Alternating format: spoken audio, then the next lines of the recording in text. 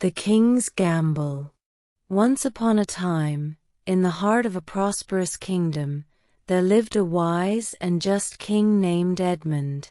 His reign was long and peaceful, and his people loved him for his fairness and kindness. King Edmund had 3 daughters, Amelia, Clara, and Eliza, each beautiful and intelligent in her own way. However, as the king grew older, he began to worry about the future of his kingdom. The king had no sons to inherit the throne, and although his daughters were capable, he knew that choosing a ruler was not just about power or beauty. It required wisdom, empathy, and the ability to make difficult decisions for the good of the people. The time had come for King Edmund to decide which of his daughters would rule the kingdom after him. One morning, the king summoned his daughters to the royal hall. He sat upon his grand throne, his eyes filled with both love and concern. The 3 princesses entered the hall, curious as to why their father had called them so urgently.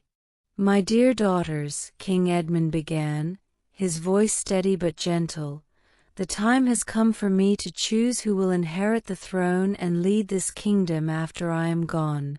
Each of you possesses unique qualities, but I need to know which of you has the wisdom and heart to rule justly."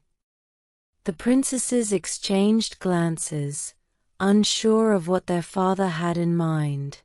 "To determine who will become queen, I have devised a challenge," the king continued.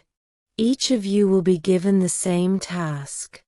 How you approach and solve this task will reveal who is most suited to be the next ruler of our kingdom." "What is the task, father?" asked Amelia, the eldest, who was known for her strength and courage. The king smiled. "Each of you will receive a single gold coin. With this coin, you must fill the great hall of the castle completely by sunset tomorrow. You may fill it with whatever you choose, but the hall must be completely full." The princesses were puzzled. How could a single coin fill such a vast hall? Nevertheless, they knew their father's challenge was not as simple as it seemed. Amelia, the eldest princess, was the first to take on the challenge. She was strong and determined, known throughout the kingdom for her bravery in helping her father during times of conflict. Confident in her abilities, Amelia immediately set off to the marketplace with her coin, convinced she would find a way to succeed. Upon reaching the market, Amelia came across a merchant selling large sacks of hay. She thought for a moment, believing that hay, being light and bulky, could easily fill the vast space of the great hall. She approached the merchant and exchanged her coin for as much hay as it could buy. Later that afternoon, Amelia instructed the royal servants to bring the hay into the castle and spread it across the floor of the great hall. The hall was large, and while the hay covered the floor, it was still far from full. Amelia grew frustrated but convinced herself that her father would understand her effort.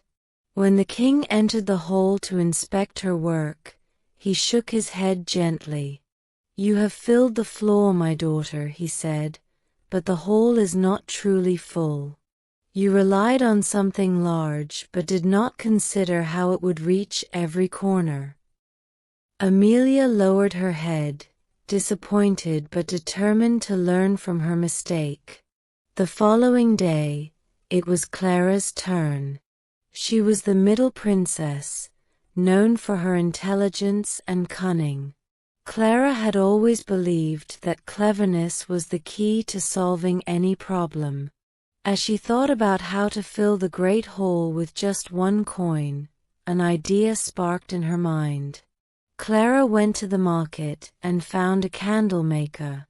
With her coin, she bought hundreds of small candles. Her plan was to light all the candles, believing that their light would fill the hole with brightness, even if there was nothing physically present to do so. That evening, Clara lit the candles and watched as the flickering flames illuminated every corner of the hole. She smiled, thinking she had found a creative solution to the problem. The entire hole was filled with light, after all.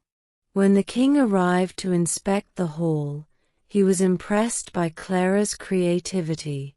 However, he sighed and said, "You have filled the hole with light, my clever daughter, but light alone cannot sustain a kingdom. Light is important, but it fades and vanishes quickly. You must think of something more lasting." Clara's smile faded, but she nodded in understanding. She had come close, but had not fully grasped the lesson. Finally, it was the youngest princess's turn. Eliza was quiet, thoughtful, and often overlooked by her elder sisters. While Amelia was brave and Clara was clever, Eliza was known for her deep empathy and gentle nature.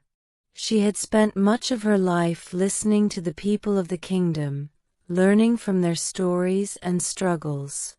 Eliza pondered the challenge for a long time, unsure of what to do. She knew that neither physical objects nor clever tricks would truly fill the hole in the way her father intended. As she walked through the village, she saw people going about their daily lives, farmers working in the fields, children playing in the streets, merchants selling their goods. Then, as she passed a small bakery, the smell of fresh bread caught her attention. Eliza paused, an idea forming in her mind. She entered the bakery and spent her single coin on a large basket of bread. The next day, instead of trying to fill the great hole with objects or light, Eliza invited all the villagers to the castle. She invited the poor, the hungry, and the tired. She welcomed the elderly and the children. As they gathered in the great hall, Eliza shared the bread with everyone, and soon the room was filled with the sounds of laughter, conversation, and gratitude. The king arrived to inspect the hall, and what he saw moved him deeply. The hall was not filled with things or light, but with people, his people, who had come together in joy and community. The room was alive with warmth, kindness, and a sense of togetherness. Eliza approached her father with a humble smile.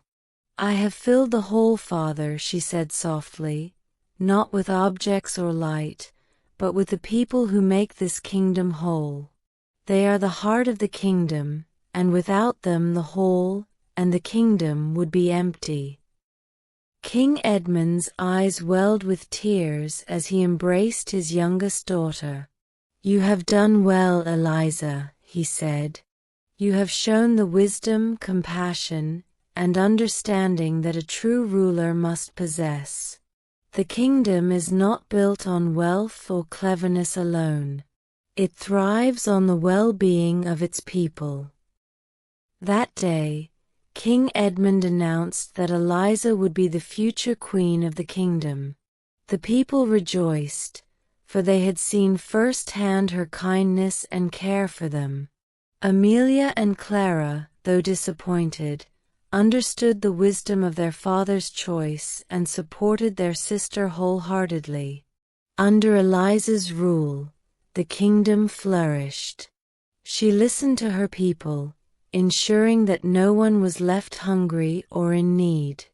She understood that true leadership was not about riches or power, but about serving others and building a community where everyone could thrive. Eliza's story spread far and wide, and her legacy became one of kindness, wisdom, and the simple truth that a kingdom's true wealth lies in its people. The greatest leader is not the one with the most power or intelligence, but the one who understands the needs of the people and fills their lives with care and compassion. Thank you for listening. Like, subscribe, and share our channel Magic Mingle with your friends to enjoy more magical stories.